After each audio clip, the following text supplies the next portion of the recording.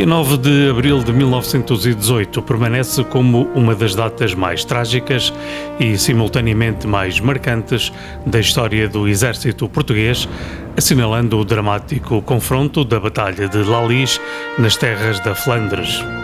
Nesse cenário de devastação, coragem e resistência, destacou-se de forma extraordinária o Regimento de Infantaria 13 de Vila Real e, em particular, a liderança firme do capitão lamecense David Magno.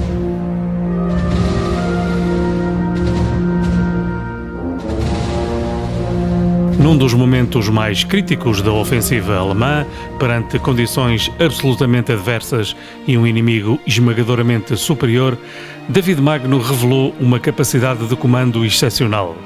Foi um dos oficiais que melhor se bateu naquele dia, conseguindo algo raro no caos da frente de batalha: manter a coesão do seu heterogéneo batalhão. Exaustos, dizimados, mas nunca rendidos, os homens do Batalhão 13 combateram durante cerca de 56 horas consecutivas. Só cessaram o combate quando o inimigo já tinha ultrapassado toda a frente em mais de 5 quilómetros.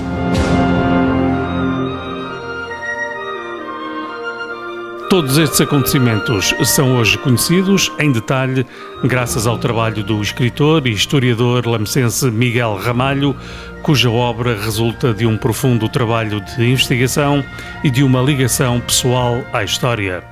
O livro nasceu de uma conversa com Jorge Magno, tenente-coronel e neto do capitão, que disponibilizou todo o espólio familiar.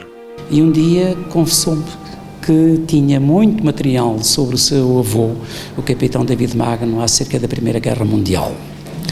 Ora, como eu fui envolvido também na questão do Sidónio Pais na Primeira Guerra Mundial, portanto manifestei o meu interesse, e ele também manifestou igualmente o interesse em que eu trabalhasse sobre o seu avô, o capitão David Magno, e de facto, resultante desta conversa, confiou em mim toda a documentação e o espólio que existe na família sobre o capitão David Magno acerca da Primeira Guerra Mundial. E assim aconteceu. Eu levei todo o material para Lisboa, fui à Academia Militar, falei com o Sr. Professor António Telo, que é catedrático da Academia Militar, e apresentei-lhe, portanto, grande parte desse material, e ele entendeu que, na realidade, estava ali uma panóplia de material extremamente importante para uma obra sobre o capitão David Magno. Contudo, o fim da guerra e regresso a Portugal não trouxe apenas reconhecimento. Num episódio sombrio marcado pela inveja e rivalidades internas, um outro oficial, Bento Roma, envolvido indiretamente na batalha, acusou David Magno de cobardia. Determinado a defender a sua honra, o capitão lamecense exigiu julgamento. De facto, é que a partir daí que as coisas tornam-se cada vez mais assintosas.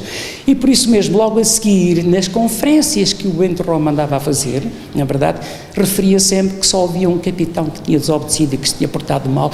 Todos os outros se tinham portado bem e tinham sido grandes heróis. E esse era o capitão David Magno.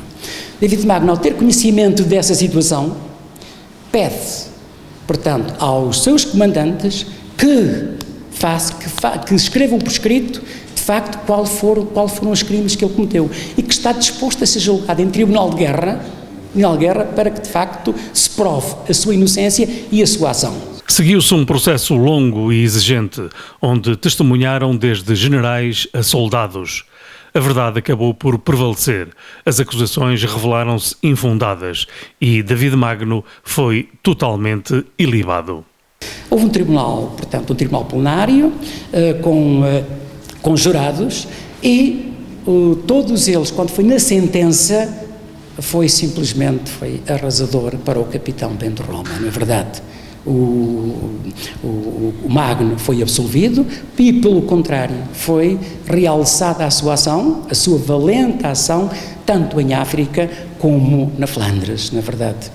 E, finalmente, em relação ao processo, o defensor oficioso, que não me recordo agora do nome do coronel, que foi defensor oficial, disse: o que está aqui em causa que esteve em causa neste julgamento não foi o Capitão Magno, foi todo o CEP. Todo o CEP é que foi aqui julgado. E este processo nunca deveria ter sido levantado contra o Capitão David Magno. Para Miguel Ramalho, esta obra representa o sonho de uma vida, um tributo emotivo que ainda hoje o comove e que contribui decisivamente para repor a verdade e a honra de um dos heróis esquecidos da Flandres. Digo com sinceridade, o meu sonho, na verdade, o trabalho que eu sonhava fazer. Eu realmente fiz isto com paixão, foi mesmo com paixão. Com paixão, mas com imparcialidade e com a objetividade histórica, com o método crítico, analítico, de facto, que é próprio da história. Era aquilo que eu sonhava quando o material me chegou às mãos. E, de facto, para mim foi efetivamente a grande obra da minha vida, foi sem dúvida.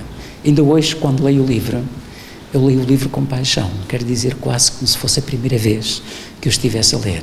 E às vezes até me comovo com algumas passagens. É verdade, sem dúvida.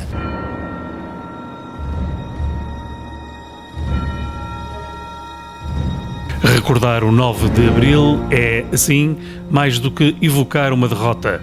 É honrar a coragem, a resistência e a dignidade dos soldados portugueses e do lamecense David Magno que, mesmo nas circunstâncias mais adversas, nunca deixaram de cumprir o seu dever.